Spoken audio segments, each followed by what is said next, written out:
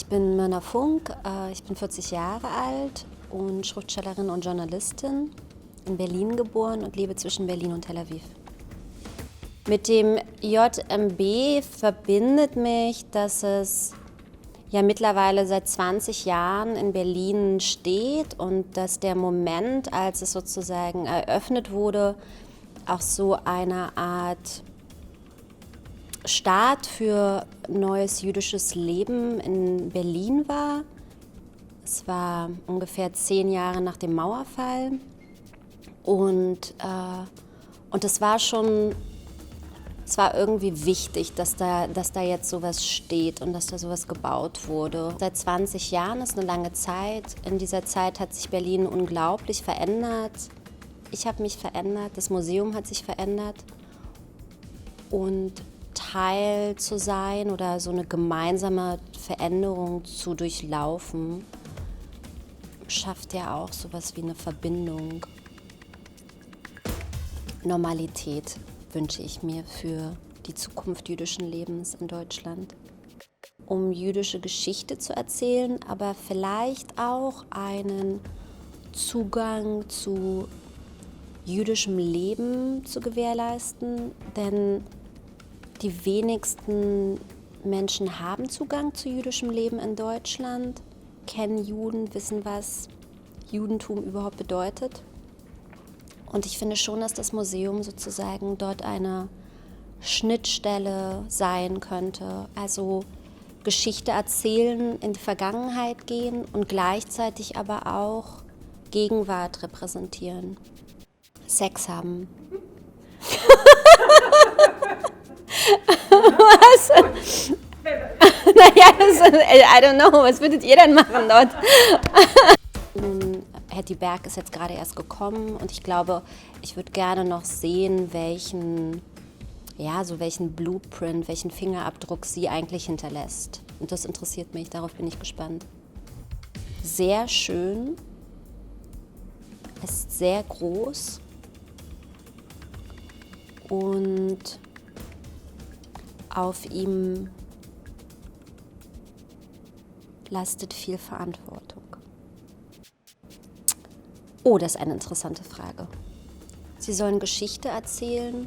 Ich habe ja selbst Geschichte studiert. Menschen mögen irgendwie keine Geschichte mehr. Kinder mögen keine Geschichte mehr. Im Unterricht gibt es keine Geschichte mehr, aber vielleicht auch, weil es wichtig ist, Geschichte als Geschichten zu erzählen.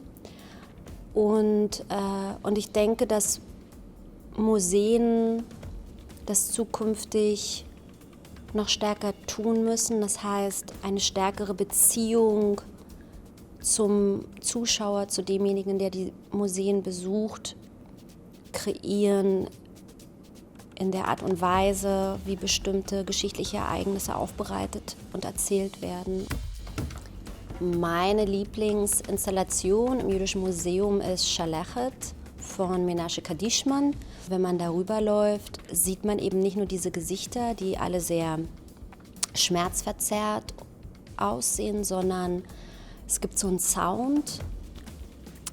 Und zwar so ein Sound, der eben entsteht, wenn man auf diese Metallplatten läuft und diese Metallplatten wiederum aneinander stoßen. Und das kann man ganz schwer erklären, aber es ist sehr berührend und sehr eindrücklich.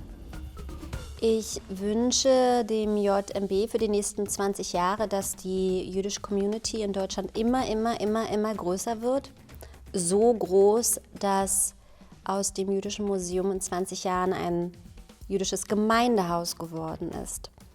Und zwar, weil natürlich die große Frage besteht, warum braucht es jetzt ein jüdisches Museum, wenn es doch noch Juden gibt in Deutschland und ja auch gar nicht wenige, es sind ja fast 200.000. Und vor dem Krieg gab es kein jüdisches Museum. Es musste kein jüdisches Museum geben, weil es jüdisches Leben gab. Und dementsprechend wäre das für beide gut, für die jüdische Community in Deutschland, aber auch für das Jüdische Museum, dass es so viele Juden gibt, dass die Geschichte, die jüdische Geschichte von ihnen erzählt werden kann und nicht von einem Museum erzählt werden muss.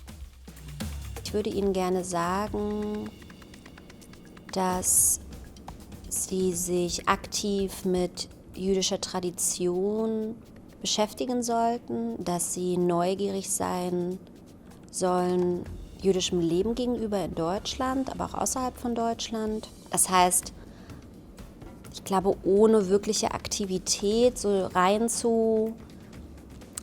neugierig reinzusneaken in jüdisches Leben, kommt man nicht weiter. Man braucht es, um mehr zu erfahren und so seinen Blick zu öffnen und sich von Vorurteilen zu befreien und auch wirklich zu verstehen, was jüdisches Leben heute bedeutet.